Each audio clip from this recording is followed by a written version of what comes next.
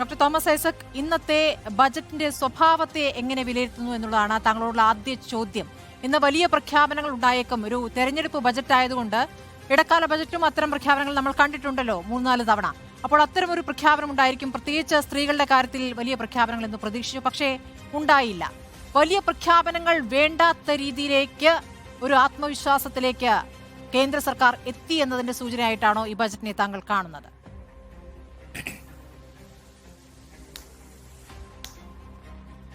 അങ്ങനെയും വേണമെങ്കിൽ വായിക്കാം, മറിച്ചും വേണമെങ്കിൽ വായിക്കാം.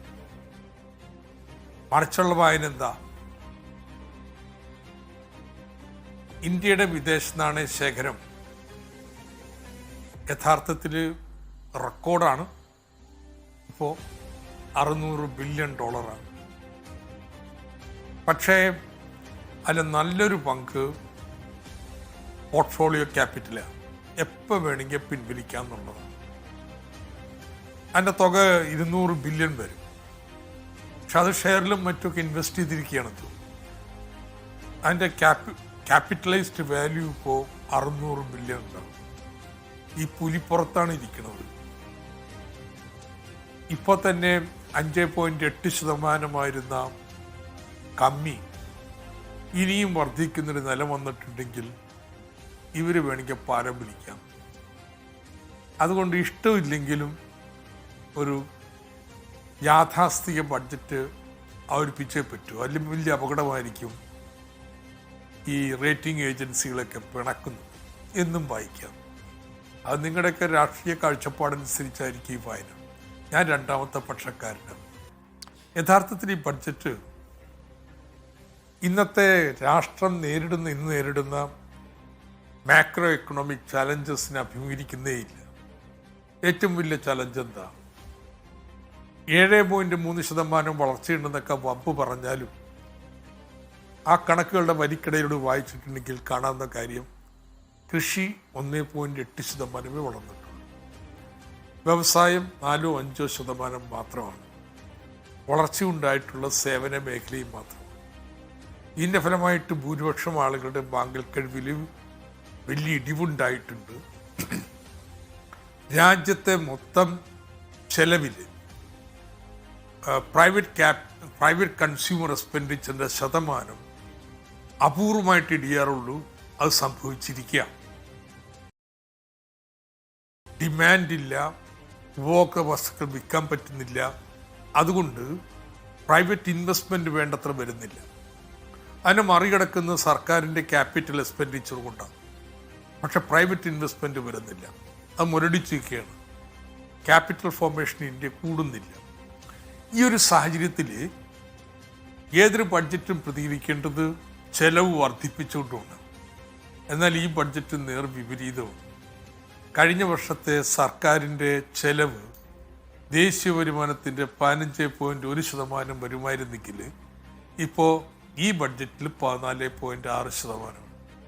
അതുകൊണ്ടാണ് ഞാൻ പറഞ്ഞത് ഈ ബഡ്ജറ്റ് ഇന്നത്തെ ഏറ്റവും പ്രധാനപ്പെട്ട മാക്രോ എക്കണോമിക് വെല്ലുവിളിയെ അഭിമുഖീകരിക്കുന്നേ. Doctor Thomas Isaac, macro economic ചലഞ്ചുമായി ബന്ധപ്പെട്ട ഒരു ചോദ്യത്തിലേക്കാണ്.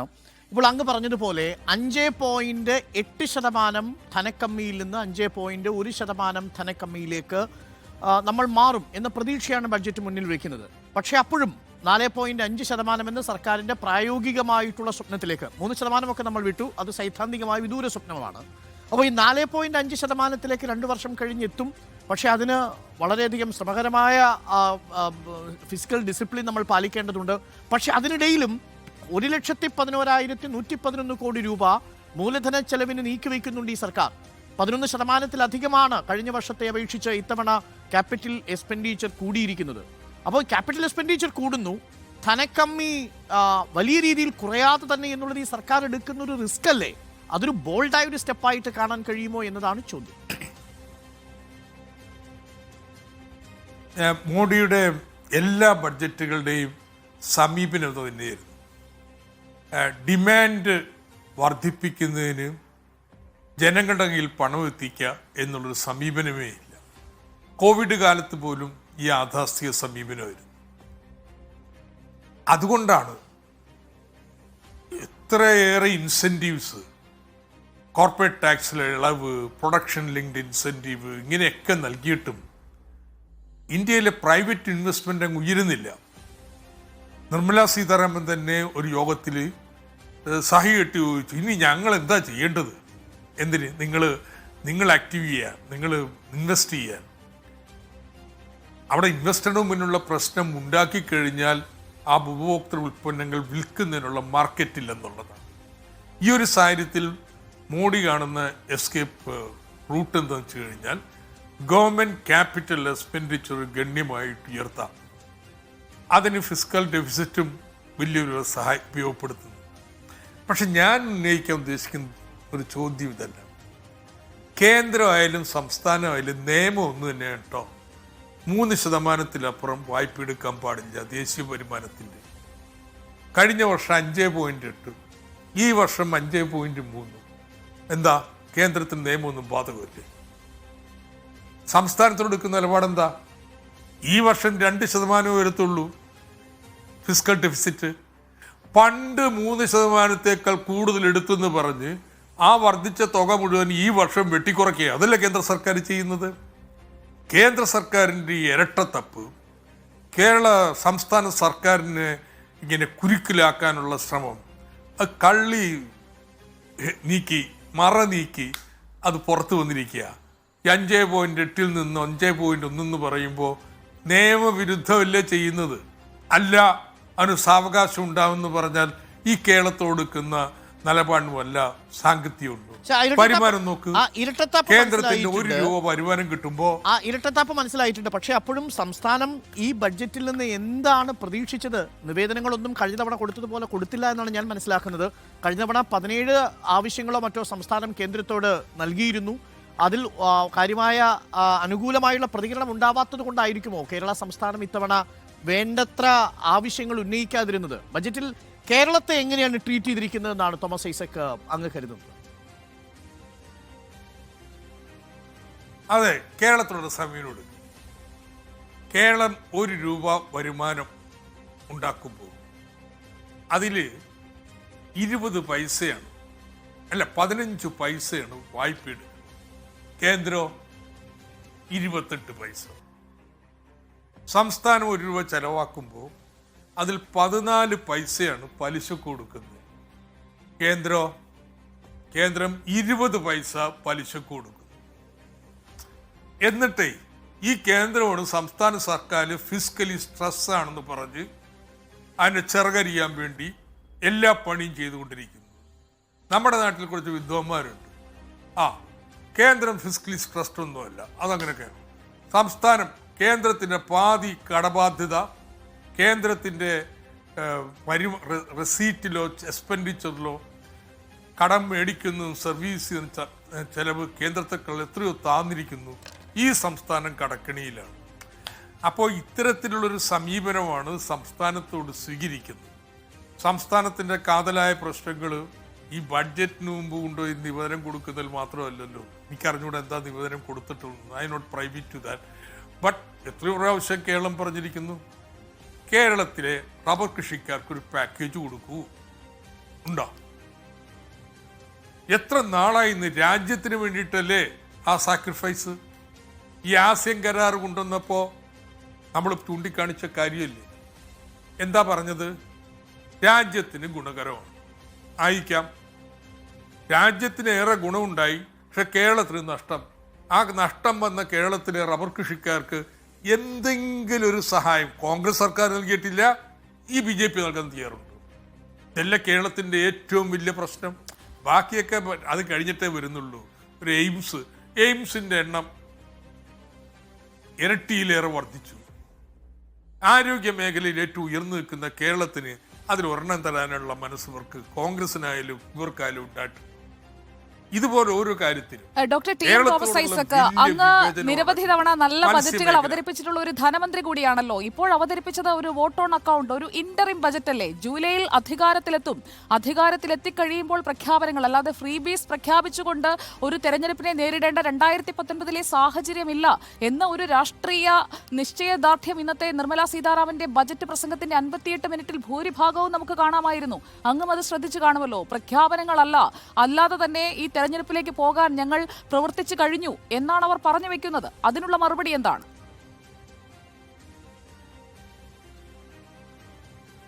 മറുപടി എൻ്റെ ഏറ്റവും വിഷണറി ബഡ്ജറ്റ് 2021 ഇന്ററിം ബഡ്ജറ്റാണ്. നോളജ് എക്കോണമിയുടെ സങ്കല്പം, അതിലേക്കുള്ള ചൂട് വളരെ കൃത്യമായിട്ട് നിർവഹിച്ചിട്ടുണ്ട്. ഇന്ററിം ബഡ്ജറ്റ് ആണെന്നുള്ളത് കൊണ്ട് അതിന് തടസ്സമൊന്നുമില്ല. ഇവിടെയും തടസ്സമില്ല. ഏത് നിയമം തടസ്സം നിൽക്കുന്നത്?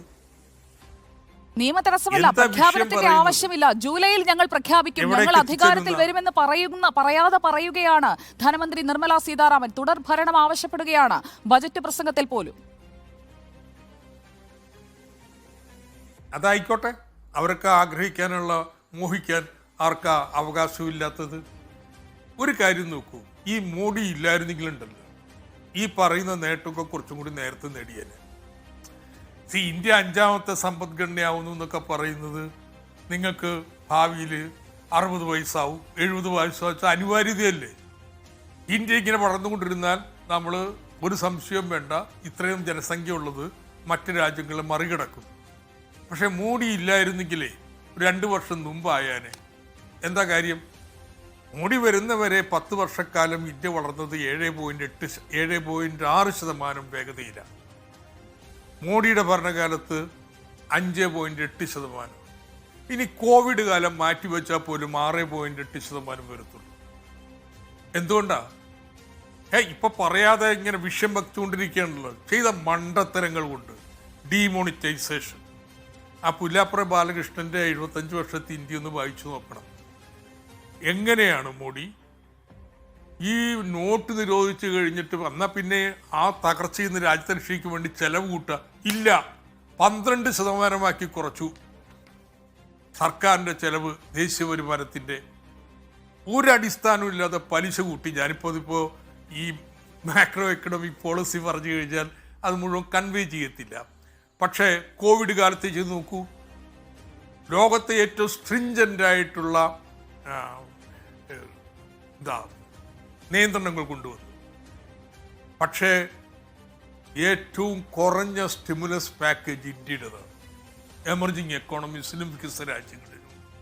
അതിന്റെ ഫലം എന്താ? അതിൽ നിന്നിപ്പോ ഒരു BJP നേതാവ് പ്രതികരിച്ചിരിക്കുന്നത് ഫ്രീബീസ് കൊടുത്തോ ജനങ്ങളുടെ കയ്യിൽ നേരിട്ടവർക്ക് സബ്സിഡികൾ കൊടുത്തോ അല്ല ഈ സർക്കാർ ജനങ്ങളെ ശക്തിപ്പെടുത്താൻ ഉദ്ദേശിക്കുന്നത്. ഇപ്പൊ ഉദാഹരണത്തിന് മുദ്രാ ലോണിന്റെ കാര്യം പറയുന്നു. മുദ്രാ ലോൺ വഴി 43 കോടിയിലധികം ആളുകൾക്കാണ് ഈ അതിന്റെ ഗുണഭോക്താക്കളായി മാറിയത്. സ്ത്രീകൾ തന്നെ വരുന്ന ഒരു വലിയ ഗ്രൂപ്പ്. അങ്ങയുടെ തന്നെ ഈ കുടുംബശ്രീ പദ്ധതി ഉണ്ടല്ലോ. അതേപോലെ SHO ഈ സെൽഫ് ഹെൽപ്പ് ഗ്രൂപ്പ് പ്രകാരം ഈ ലാഖ്പതി ദീദി സ്കീം, അത് 3 കോടി സ്ത്രീകളെയാണ് ആ നെറ്റ്വർക്കിലേക്ക് കൊണ്ടുവരാൻ പോകുന്നത്. അപ്പോൾ അവരെ സ്വയം സംരംഭകരാക്കി ആത്മവിശ്വാസത്തോടു കൂടി ഉയർത്താൻ വേണ്ടി ശ്രമിക്കുന്നു എന്നാണ് സർക്കാർ പറയുന്നത്.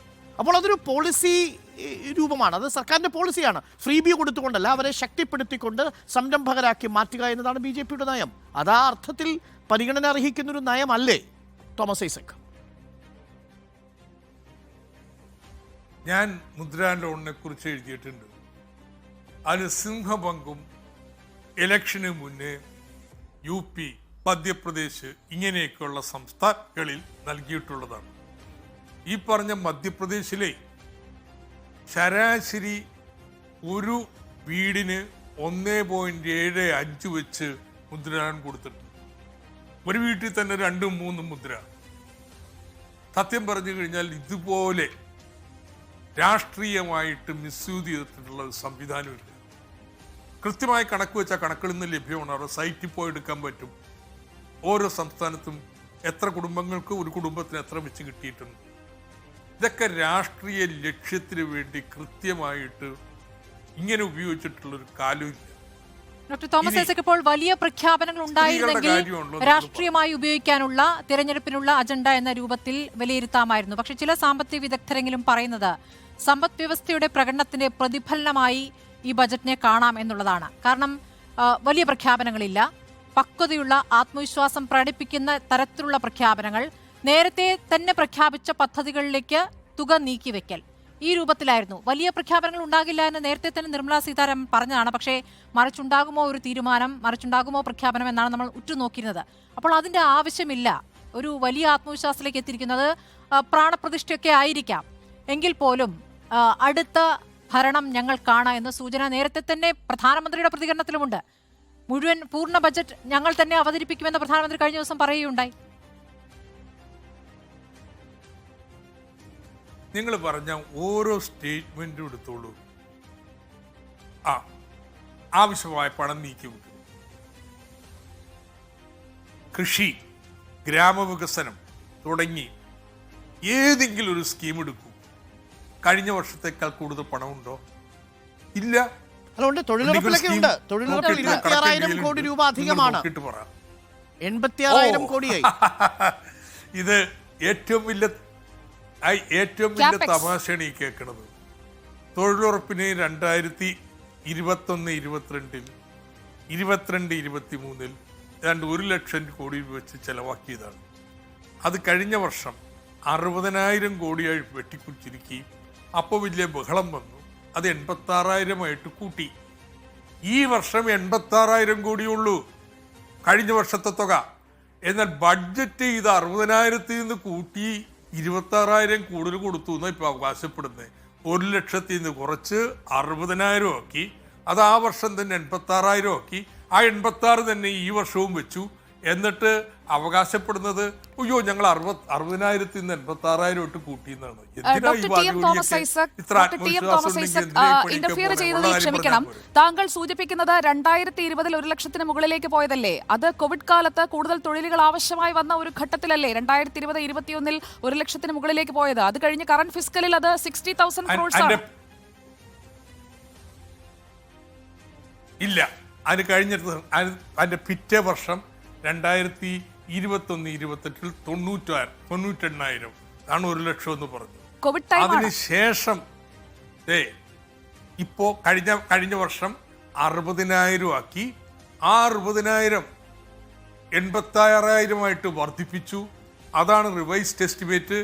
എന്നിട്ടും കേരളത്തിൽ കഴിഞ്ഞ വർഷത്തെ പണി കൊടുക്കാൻ പറ്റാത്തതിന്റെ ബഹളവും തർക്കമാണ് പല സംസ്ഥാനങ്ങളിലും. അപ്പോൾ ഈ 86,000 തന്നെ നിലനിർത്തി. അത് ബഡ്ജറ്റ് എസ്റ്റിമേറ്റ് 60,000 കൂടുതലാണ്. അതെ, പക്ഷെ 86,000 തുല്യം തന്നെയാണ്. ഞാൻ പറയുന്നതേ ഇത്ര ഭയങ്കര ആത്മവിശ്വാസമാണെങ്കിൽ ഉള്ള കാര്യമൊന്നും പറഞ്ഞാൽ പോരെന്ന്. കഴിഞ്ഞ വർഷം നൽകിയ ഈ വർഷം നൽകുന്നു. എന്തിനാ 26,000 കൂട്ടി എന്ന് പറയണേ? എന്തിനാ? നന്ദി ശ്രീ തോമസ് ഐസക്. എനിക്കറിയാം നമുക്ക് ധാരാളം അങ്ങയോട് ചോദിക്കാനും അറിയാനും ഉണ്ടായിരുന്നു. അങ്ങ് 7 മണി വരെയാണ് സമയം അനുവദിച്ചിരുന്നത്. നന്ദി ശ്രീ തോമസ് ഐസക്. തോമസ് ഐസക് പറഞ്ഞത് എന്നുള്ളത് കളിപ്പിക്കുന്ന കണക്കുകളുണ്ട് എന്നാണ്. അല്ല, അദ്ദേഹം പറഞ്ഞ ഒരു പോയിന്റ് വളരെ കറക്റ്റ് ആണ്. അദ്ദേഹം പറഞ്ഞതുപോലെ റിവൈസ്ഡ് എസ്റ്റിമേറ്റ്, ആ റിവൈസ്ഡ് എസ്റ്റിമേറ്റ് ആണ് 86. അതിന് സെയിം അലോക്കേഷൻ വരുന്നു.